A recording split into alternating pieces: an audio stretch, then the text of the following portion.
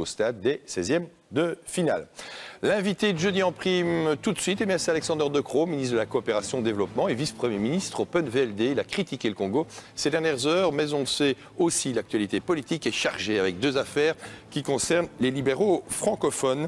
Et comme tous les jeudis, pour l'interviewer avec moi, Joanne Montet et sa célèbre, si je puis dire, introduction. Alexander De Croo au Congo. Eh bien, ce n'est pas un titre validé par les époux Rodwell, les héritiers d'Hergé, mais regardez, ça vaut son pesant d'aventure. On en a d'ailleurs fait un épisode. Mais d'abord, rappel des épisodes précédents. Avant vous, c'était Karl de Gucht qui avait choqué le pouvoir congolais par ses propos un peu carrés. On l'écoute. Ce n'est pas qu'un problème de corruption. Ce pays souffre aussi d'un manque de gouvernance. Il y a de grandes parties du monde où la corruption est présente, mais où une économie peut quand même être bâtie. C'est ce qui manque au Congo, car il n'existe pas de gouvernance.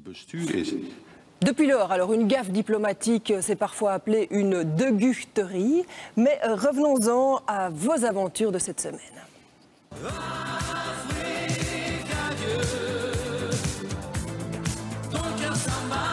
Nous sommes un peu fatigués avec les donneurs de leçons.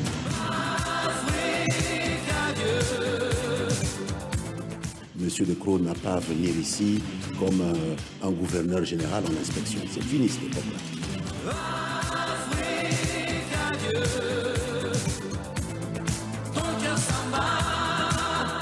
Et voilà un nouveau De Gucht qui se profile à l'horizon. Alors on verra si c'est le nouveau De Gucht qui est là, mais pendant ce temps, en Europe, Serge Kubla, le bourgmestre de Waterloo, vivait une autre aventure avec découverte gratuite de la prison de Saint-Gilles pour pot de vin présumé à l'épouse de l'ancien Premier ministre congolais. Dans la jungle, terrible jungle, le lion est mort ce soir. Il a été surpris quand on est venu l'arrêter ce matin. Bon, c'est pas très drôle de voir arriver 24 personnes à 6h05 du matin chez soi, donc on est toujours un peu surpris. Le lion est mort ce soir. Plus de rage, plus de carnage, le lion est mort ce soir. Il aurait remis ces 20 000 € à la femme d'un ancien Premier ministre congolais ici à Bruxelles. C'est ce qui ressort des documents que j'ai eu l'occasion de lire. Et après Serge Kubla, c'est Armand de Decker, le bourgmestre d'Uccle, qui a fait l'objet d'une polémique. Lui aurait reçu un peu plus de 700 000 € via l'avocate d'un homme d'affaires kazakh et il nie. Ce montant est totalement fantaisiste. Totalement. Vous n'avez jamais touché cette somme de 734 000 €? J'ai touché des honoraires importants comme mes deux autres confrères bruxellois, mais qui n'ont rien à voir avec les sommes qui sont citées par le Canard enchaîné. Alors tout cela nous éloigne un petit peu du contrôle budgétaire, des militaires dans les rues, du glissement fiscal souvent annoncé, toujours pas arrivé, mais dont nous parlerons bien évidemment ce soir. Alors Alexander De Croo, vous êtes arrivé fort au Congo. Certains ont dit que vous étiez même comporté comme un Zorro. Vous avez critiqué le respect des droits humains. Est-ce que vous ne vous êtes pas comporté un peu comme un colonialiste arrivant au terrain conquis? Laissez-moi peut-être vous expliquer d'abord pourquoi on fait du développement au Congo. La population congolaise est vraiment très pauvre. Il faut savoir que 8 Congolais sur 10 vivent en extrême précarité. À cause du pouvoir en place? 5% de la population travaille dans l'économie formelle, ce qui veut dire que 95% des gens, chaque jour, essayent de trouver quelque chose, aucune certitude. Le règne de la débrouille, on dit. Mais c'est la faute du gouvernement pour vous? Laissons tomber le fait d'avoir aucune protection sociale combinée avec une croissance démographique incroyable. C'est pas ça que les gens contestent, c'est la manière dont vous vous êtes exprimé, le côté non diplomatique peut-être. Mais laissez-moi expliquer un peu pourquoi je pense qu'on a quand même un point à faire. Nous faisons du développement parce qu'on pense que le futur de la population congolaise, on pourrait quand même l'améliorer. Alors, nous faisons un développement, une coopération au développement de proximité. C'est une caractéristique de ce que les Belges font. Nous sommes sur le terrain, nous travaillons dans des endroits souvent très très difficiles, ensemble avec la population pour essayer de créer une croissance économique inclusive. Donc une croissance économique qui donne des bénéfices à tout le monde. On entend la politique de coopération que vous voulez mener, mais quand même, pour en revenir au fond de la question, est-ce que débarquer comme ça et dire les choses de façon aussi directe, Est-ce que c'est vraiment diplomatique? Le pouvoir dit là-bas, il a besoin de leçons de diplomatie, M. De Croo. Madame, je ne suis pas diplomate, hein. Je suis ministre. Mais là, vous êtes en mission à l'étranger. Mais est-ce que vous n'avez pas court-circuité Didier Reynders à ce moment-là? On a des diplomates, on a des ministres. Vous n'allez pas répondre aux questions. Oui, mais si vous me donnez un peu l'occasion, je vais répondre à vos questions. N'ayons pas peur, on a un quart d'heure, donc je pense qu'on va bien avoir l'occasion de répondre à vos questions. Alors, le consensus international, ce n'est pas uniquement les Belges qui disent cela. Si on veut, d'une manière durable, améliorer la situation de gens qui sont dans une situation de précarité extrême, c'est un développement économique, mais c'est toujours, ça va main en main avec un progrès au niveau des droits humains. Et là, il y a un manque. Alors là, honnêtement, ce que moi j'ai dit, l'Église congolaise le dit depuis des mois. Les Américains le disent depuis des mois.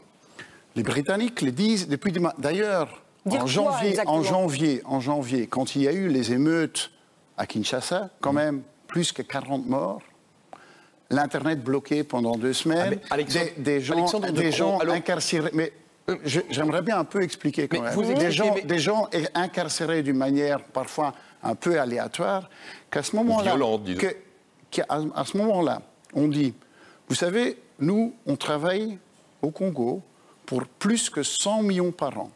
Nous investissons chaque année plus que 100 millions. La Belgique. Ouais.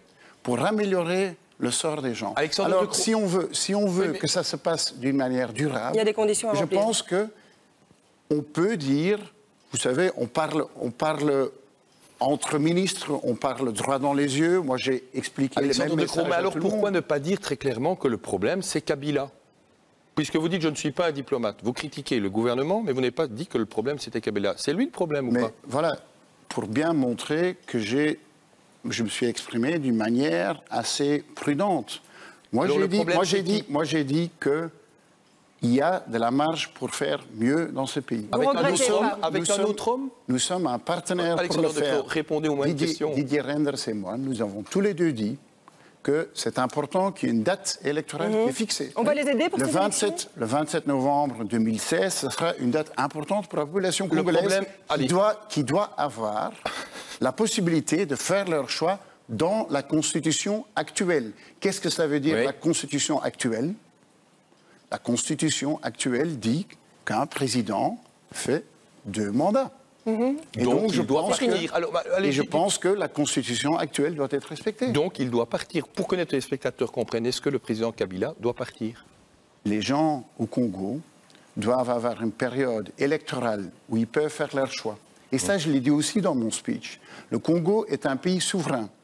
Nous ne faisons pas du développement pour faire de la politique locale. Nous faisons du développement pour que le sort des gens puisse s'améliorer.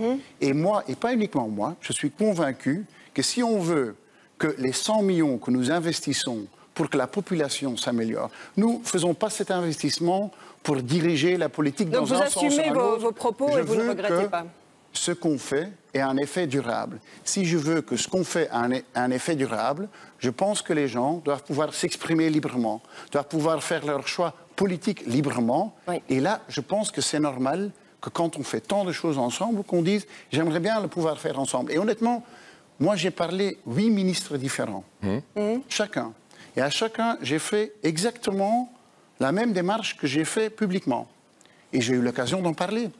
Et tous ont dit on est content que la Belgique voudrait jouer un rôle plus actif. Joanne. Alors, on est content d'avoir une discussion par rapport à ça. Avant vous, on va essayer de placer aussi quelques questions.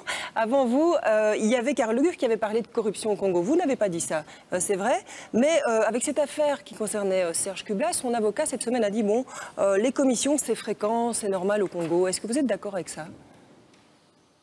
Je ne sais pas. Moi, j'ai été 4-5 jours là-bas. Je n'ai pas pu tout investiguer. La seule chose que je constate, Votre père connaissait bien le Congo. Oui. Et donc, quand on regarde dans l'Afrique subsaharienne, en général, dans tous les index de transparence, les pays sont en moyenne plus bas que d'autres pays dans le monde. L'index de transparence, pour qu'on comprenne bien, ça veut dire que les bacs chiches font partie des négociations. Mais il faut être clair, pour la corruption, il faut être 2. Donc il y a un corrupteur et un corrompu. Voilà, il faut être 2. Et donc moi je suis très clair, il n'y a aucune raison de participer à un acte de corruption. Il faut toujours être 2. Alors par rapport aux dossiers qui sont sortis, moi, je ne connais pas ces dossiers, ce n'est pas ma compétence, on laissera la justice faire leur travail sereinement. Justement, peut-être quand même pas sur le fond de l'affaire, mais sur ce qu'on appelle déjà l'affaire Kubla. Le fait qu'il ait été incarcéré, c'est quelque chose qui vous a surpris, d'autant que ce soir, dans notre journal télévisé, son avocat dit que des incarcérations, c'est quand une personne met en danger d'autres personnes ou qu'il y a un risque de contagion. Honnêtement, je connais pas ces dossiers. J'ai compris que Olivier Chastel a dit ce serait bien que M. Kubla ait l'opportunité de se défendre sereinement. Je pense que cette communication était très claire. Et là, on doit laisser le dossier se développer. Qu'est-ce que vous voulez que je dise de ce dossier-là? On va parler peut-être un petit peu aussi de la politique du